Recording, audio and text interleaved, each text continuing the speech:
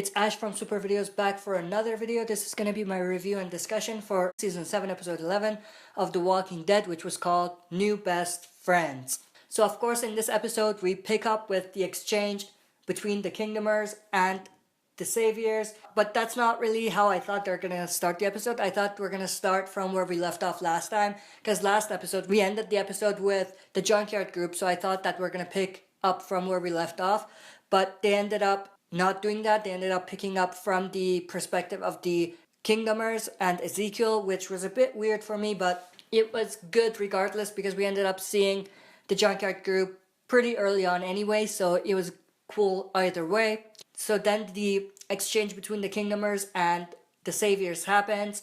Of course, Gavin says that they're light. Ezekiel says that we've met our obligations. One thing I want to say here is that I don't think that Gavin truly thought that they were light on their supplies. I think Gavin knew that they had what they needed to have, but he just wanted to poke Ezekiel a little bit to see how he's going to react. And it's just one of the things that the Saviors are a master at doing, poking the people that they're ruling just to see how they're going to react and to make sure that they're on check every second of every day. So that was very interesting to me. But then of course we have the conversation between Jared and Richard. Of course Jared saying that bad boys shouldn't have guns, referring to Richard, and then of course Richard and Jared drawing guns on one another. One thing I want to say is I want Jared to die. I just don't like him. I think he's a prick, he's annoying, and I just want him to kill him off as soon as possible. He is one of those characters that I just don't enjoy watching because they're so annoying and so bad.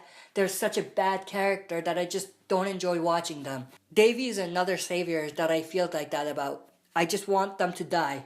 I don't care who kills them, how they die, I just want them to get out of the story because they're just so annoying. I cringe every time I watch those characters because they're just so annoying.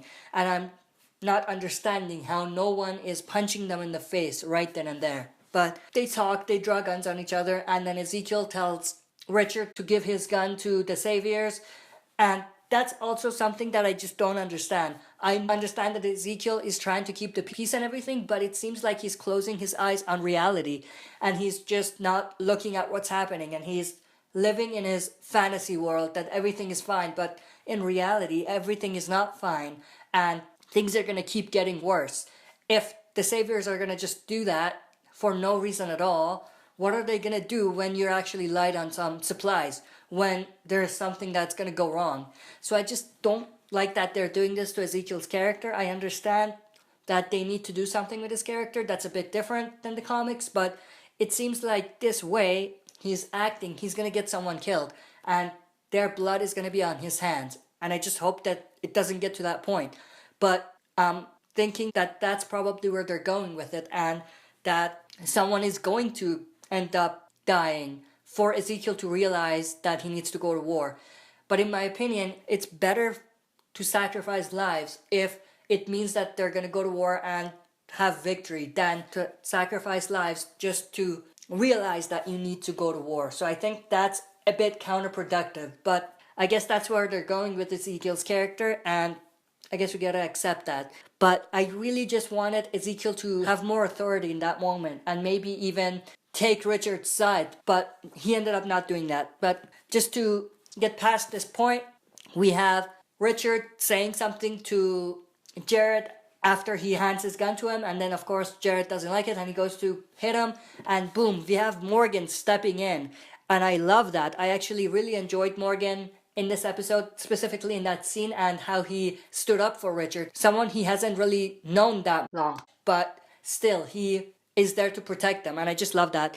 And of course we have Benjamin stepping in as well, which was very cool. He was very sick with that stick, as Jerry said. That was cool as well. We have the conversation between Daryl and Morgan, and I just love that Morgan said, if she saw what they did to you, if she knew about what they did to Glenn and Abraham, then she would lead us right to them and kill every one of them. And I just thought that was very accurate, and it foreshadowed what happened at the end of the episode very well. I really enjoyed that. We have Daryl walking to Richard. They're talking about how they want the same things, that they should work with each other, and then we have Daryl getting a crossbow. So it seems like Daryl Dixon is back it's not really official because he's still not allowed to go anywhere. He's not really that free because he shouldn't be spotted by the saviors, and it's not really his crossbow, but we have some part of Daryl Dixon back.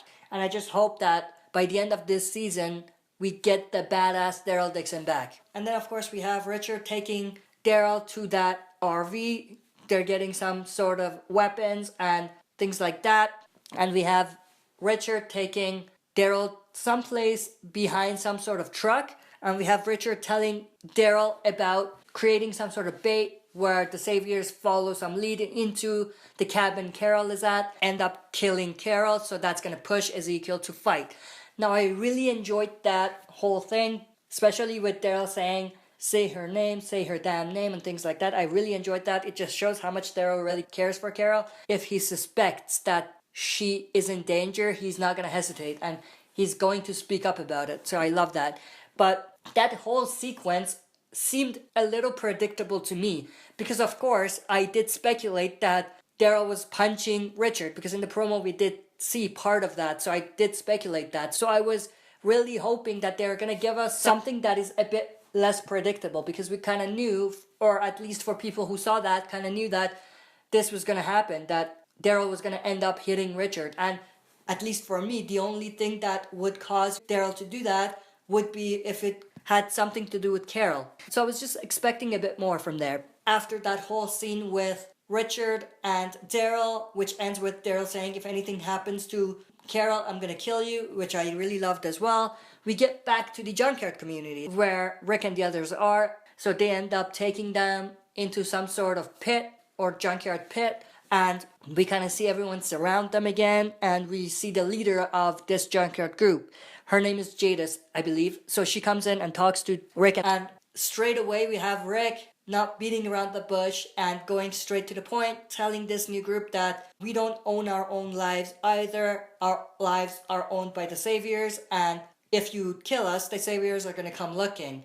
And with the saviors, they either kill you or they own you. So I really love the way he put that, and I really like that whole conversation between the two leaders of these communities. I also love that Rick knew Gabriel was there because he said, you have one of my people. I need to see him before we continue talking. It just shows how confident Rick was that Gabriel was in fact there and he didn't run out on them, which was very cool. Then we see Gabriel come in, which was cool. And then when this leader says no, that she doesn't want to join them in the war or to fight their fight, they kind of have this altercation. They kind of push each other and things like that, which was ordered by the leader Jadis herself. So it seems like she really wanted to kill them all, which was very interesting. The thing with this community, as she said, is that they don't bother. So they had what they needed and they didn't bother with the rest. But what I don't understand is why they took Gabriel. If their strategy is to take, not bother, then why take Gabriel? Take the supplies, not bother with taking Gabriel. Would that not be their strategy as well? So that was a bit weird for me. I didn't quite understand that, but I really loved that whole sequence. And then of course we have Father Gabriel stepping up and taking a knife and putting someone at knife point, which was pretty cool to see. I really love Father Gabriel in this episode and how he stepped up, and his whole speech was pretty cool as well when he said that the saviors, they have a lot of supplies, a lot of food, a lot of weapons. You can have a lot of that. You can have a lot of the reward. Just help us in this fight or in this war. So I really like that. And then of course we have Rick being pushed down into this pit area where he's going to be tested basically by this new group. And then we have the pretty insane walker, or the walker with the spikes going through it and the helmet and everything. I really loved that whole sequence, and it really highlighted that Rick can get through everything, basically, that he's not afraid to do anything. He put his freaking hand into a knife. It went through his hand, and he didn't seem to be bothered by it because he continued fighting. So I really love that. But what I didn't enjoy is the end, because right at the end when he has the walker down and he's about to kill it, we don't see it. It happens off screen. And I don't know if people realized or not, but he actually decapitated the head of this walker with that knife that he had, but we never saw that. And it seems like the producers and the writers are saying that they're not cutting down on the violence, but in reality it seems like they are, because they just did that in this episode. And if they're gonna do that, especially with walkers, then I don't know if that's gonna be beneficial for the show long term. But it's just something that we gotta get used to, I guess. If it gets toned down a lot, of course I'm gonna speak out about it, and it may even get to a point that the show is unwatchable because it's just so unrealistic, where there's no gore, no blood. But to give them a bit credit, the knife going through Rick's hand was pretty brutal, pretty gruesome, but they ended up showing it. But that doesn't take away from the fact that they censored themselves with not showing the walker get decapitated. But that's a discussion for another day. For this review, I'm not going to go into detail about this much more. So then we end up seeing that Rick makes a deal with this community because, of course, he passed their test because he killed this walker, so he makes a deal with them. So I really love that. It seems like this new group is going to be a group that is not really the good guys, but they're going to help out. Because from what the leader said, they said that things are changing and we're going to change. So I hope that the saviors don't do something to make them change to the other way, if you know what I mean. So I hope that we don't get to that point, because if we get to that point, then this whole thing would be very bad for Rick. Going through all of this trouble, at the end of the day, he made some new enemies in a way. I just hope that they don't go that route, but if they do, it'll be a cool twist, but it just wouldn't help Rick. I just can't see Rick coming out of that, because the saviors already have like 200 people. And this junkyard group seems to have 100 people as well. So if it's 300 against the survivors, even if the kingdom does join, that's going to be like 150, 200 people. Then still, they're not going to have enough people to fight back. So I really hope that that doesn't happen, because if it does, then it's going to make this war very difficult to fight because of the manpower that the saviors are going to have with them, with this junkyard group being an addition. But then, of course, once we're done with this whole junkyard thing, we end up getting back to Carol. We see that Ezekiel is there. Now, to be honest, I was expecting Ezekiel to talk to her about Rick and the others, but he didn't do that. Now, that whole scene with Ezekiel coming in seemed pointless to me. If he didn't say anything about Rick and the others, then that whole scene seemed pointless to me. But that could just be me. But I really hope that King Ezekiel was going to talk to them about Rick and the others and what she thinks of them. But we ended up not seeing that. But then, of course, we have the moment everyone has been waiting for, the reunion between Carol and Daryl. And to be honest, it was very emotional. It was a cool scene and I loved it. Of course, it could have been better if they didn't do the Ezekiel thing, because if they just showed someone knocking on the door, we would think to ourselves that it's probably Richard or maybe Ezekiel, things like that. So the shock factor would have been higher. But when they had Ezekiel, then we knew that it's probably Daryl. So it kind of took away from that shock factor a little bit. But then we go back to the junkyard group and we have Rick talking to Gabriel. I really love that. Gabriel telling Rick what happened and what made him take all of the supplies and basically how he ended up where he was. So that was very cool to see as well. Now, I was expecting something along the lines of us seeing that, maybe through a flashback scene or something like that, but we ended up not seeing that. It would have been cool, but what they did was pretty cool as well. Then, of course, we have Rick saying that we need to find guns for this new group so that they can help us in this war. And he mentioned something that I thought was very interesting. He says that Tara has been out the furthest and she can help us know where not to look. And I immediately knew that they were hinting at Tara telling Rick and the others about Oceanside. So that was a very cool Easter egg there. But what's very interesting is how that whole thing is going to play out. Because if they do that and have Tara tell them about the Oceanside, what is the Oceanside going to do? They're not going to agree to give them the guns. But even if they do accept, they're going to give them the guns. This junkyard group is going to join. But what happens with Oceanside? They have the numbers as well. So it would be more smart for them to join in as well. But they're not going to join in if they don't have the weapons. If you just take their weapons or get them to give you their weapons, they're not going to be able to help you that much. So I don't know how that whole thing is going to play out. But it'll be very interesting to see what happens with this new junkyard group. with Rick and Tara, and if the ocean side is going to come into the mix as well or not. So that's going to be cool to see.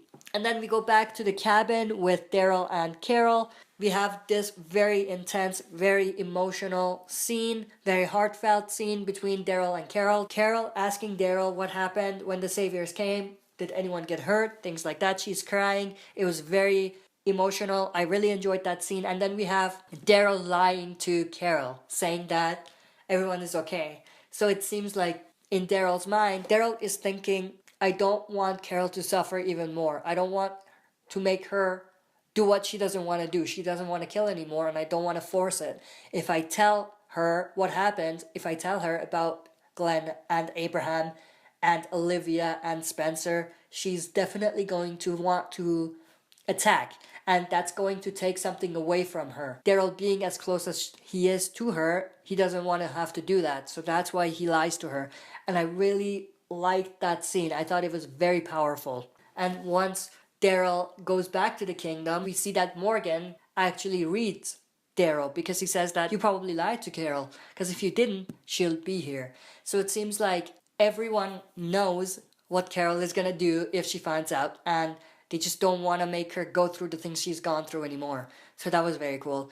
And then of course the episode ends with Daryl going back to the hilltop. So as a whole, I did enjoy the episode. There was a lot of things here and there that needed to be a bit different because they just took away from the impact of the whole episode. So because of that, in terms of a rating, I'm going to give this episode a low grade rating. It was a good episode, but it seemed to lack in some areas to make the scene more powerful, to give us a bit more. So because of that, that's the rating I'm giving it. But that's it for this video. Thanks for watching. I'll be back for another video.